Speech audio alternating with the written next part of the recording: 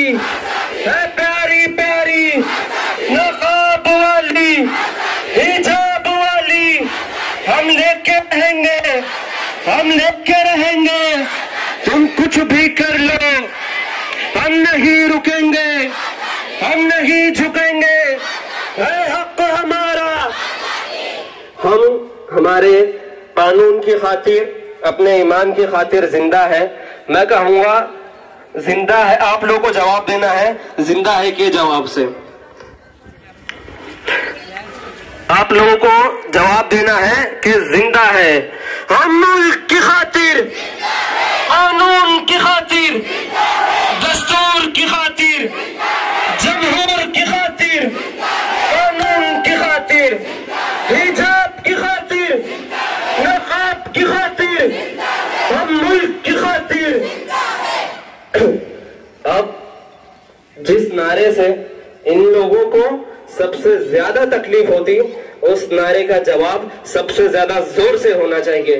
नारे तकबीर, नारे तकबीर, नारे तकबीर।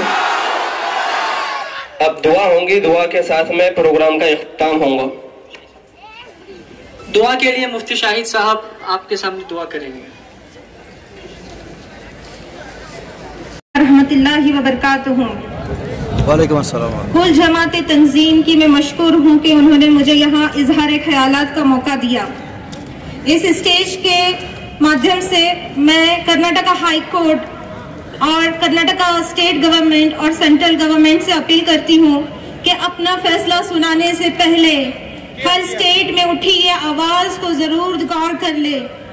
यहाँ पर देख ले कि आज जो एक इंटरिम ऑर्डर का जो मिसयूज हुआ है, इंटरिम ऑर्डर की कॉपी मेरे हाथ में है, आप सब ने पढ़ा होगा या न्यूज में देखा होगा या पता नहीं इतना डिटेल में बताया या नहीं, कि इंटरिम ऑर्डर में स्पेसिफिकली स्टूडेंट्स के लिए जो मेंशन बात थी कि स्टूडेंट्स अपने हिजाब, अपना भगवा, शॉल और ये सब लेकर क्लासरूम में ना आए। क्लासरूम मेंशन किया है, ना के प्रीमाइसेस, ना के स्कूल गेट। लेकिन उसके बावजूद भी स्कूल की टीचर को गेट पर ही बुर्खा निकाल कर अंदर एंट्री दी गई।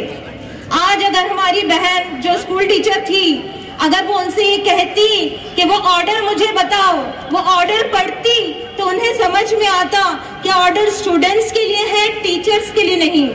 1 मिनट के लिए सभी साथी जो जा रहे हैं वो रुक जाए। स्पीकर के बाद भी अभी बहुत स्पीकर बाकी है जिनकी बातों को अभी सुनना बाकी है। साथी जो है जाने की फिजा न बनाए, बैठ जाए। कर्नाटका हाई कोर्ट से मेरी ये अपील है कि मुसलमान खवातीन पर जो लगातार जुल्म हो रहे हैं, उन जुल्म को ध्यान में रखते हुए अपना फैसला सुनाए। क्योंकि अभी कुछ हाल चंद दिन पहले ही इसी 2022 की शुरुआत में ही हमने बुल्लीबाई एक्ट और सुल्ली डील जैसे केसेस का सामना किया है, जहां पर वर्किंग वुमेन्स, एजुकेटेड वुमेन्स को टारगेट किया गया। अब कुछ दिन ही नहीं बीते थे कि हमारी बच्चियां जो स्कूल में हिजाब पहनकर जाती है, मैं हिजाब भी नहीं कहूंगी उसे क्योंकि हिजाब के मायने ही अलग होते हैं, हेड स्कार्फ, हेड्स को कवर करना जो कि इस्लाम में बताया है, वो पीस ऑफ क्लॉथ कुछ भी हो, ओढ़नी हो, दुपट्टा हो, स्कार्फ हो, हिजाब हो, वो जिस तरह से भी अपने हेड को कवर करती है, बट अगर वो पूरे यूनिफॉर्म में है तो स्कूल अथॉरिटी का काम है कि उसको एंट्री दी जाए। क्योंकि स्कूल के जो रूल्स और रेगुलेशंस है उसमें अगर कोई यूनिफॉर्म नहीं पहनता है तो उसकी कोई सजा बताई नहीं गई। ये अच्छी बात है कि सब्र का फल मीठा होता है, ठीक बात है, लेकिन भैया अगर ज्यादा सब्र करे तो फल सड़ भी जाता है। बात समझ लीजिए। वो आपके कपड़े तक पहुंच रहे हैं, वो आपके गिरेबान तक आ रहे हैं, हमारी बहन बेटियों के पर्दे तक उनके हाथ पहुंच रहे हैं, हमारे किचन में आकर हमारे चूल्हे पर हमारी मेहनत से हम क्या पका रहे हैं वहां तक वो झांक रहे हैं और हम चुपचाप ठीक है ठीक है किसने कहा है ये सड़क से क्लारिस्ट होने को? तुम्हें कौन सिखाता है इतना सब्र? तुम्हें कहते हैं अरे ताई वो अल्लाह अकबर ही कह रही थी, अल्लाह अकबर कह रही थी।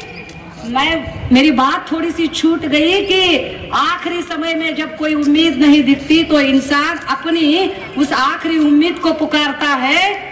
इन्हीं हिंदुत्ववादियों ने, इन्हीं राम के चहितों ने और उनके एक हत्यारे नथुराम गोडसे ने जब गांधी की हत्या की तो सेक्युलरिज्म और भारत के पितामह बने गांधी, वह राम को मानने वाले लोगों ने ही हत्या की। लेकिन फिर भी गोली लगने के बाद जब गांधी कोलैप्स हो रहे थे तो गांधी जय संविधान नहीं, गांधी हे राम बोले, क्योंकि गांधी की परवरिश बॉर्न एंड ब्रॉट अप वहां से थी। तो आखिरी समय में गांधी को हे राम याद आए। अगर गांधी को राम याद आ सकते हैं तो एक 15-16 साल की बच्ची से आप किस फिलॉसफी की उम्मीद कर रहे हो? वो डर गई है, वो सहम गई है, उसे एक उम्मीद की जरूरत है, उसे एक सहारे की जरूरत है। बजाय इन सारी बातों के हम किन बातों में उलझे हुए हैं। लेकिन असल मसला अलग है भाइयों। असल मसला क्या है कि महात्मा बसवेश्वर 12वीं सदी के सबसे बड़े महापुरुष, जिन्होंने समता मूलक समाज की नींव इसी कर्नाटक में रखी थी और इसी कर्नाटक में उन्होंने पहला इंटरकास्ट मैरिज ककैया और हरलैया समाज के बीच का किया था, वही महात्मा बसवेश्वर जो कह रहे थे कि सभी जाति धर्म एक जैसे हैं, उन्हीं की भूमि में यह चीज घटती है। ये एक तरह से मैसेज होता है उनका कि आपके सारे महापुरुषों के विचारों को परास्त करने के लिए हम एक्टिव हुए हैं। ये मैसेज देते हैं हम।